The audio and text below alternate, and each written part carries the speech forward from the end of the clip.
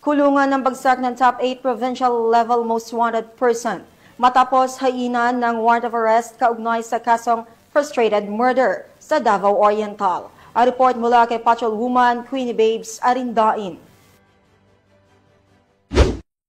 Arestadong isang individual sa sinasagawang manhunt Charlie operation ng mga tauhan ng Baganga Municipal Police Station. Nito lamay kalabing-tatlo ng Oktubre taong kasalukuyan sa Barangay Central, Baganga, Davao Oriental. Kilinala ni Police Major Randy T. Galicia, Acting Chief of Police ng Baganga Municipal Police Station, ang suspect na si Alias Rod, 26 taong gulang, na pawang residente ng nasabing lugar at tinaguri ang top 8 provincial level most wanted person.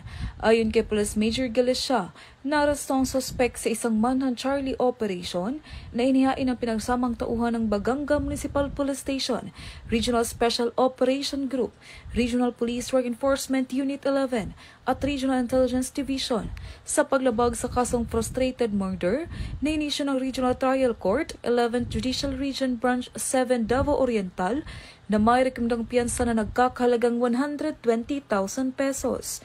Sa katunayan, ang suspect ay nasa kustodiya na ng nasabing istasyon upang dumaan sa tamang disposisyon.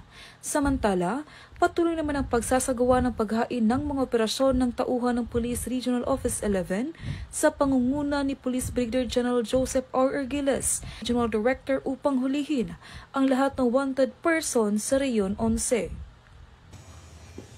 Mula dito sa Police Regional Office 11, ako yung PNN Correspondent Patrolwoman Queenie Babes Arindain, alagad ng batas, taga-taguyod ng Balitang Pulis.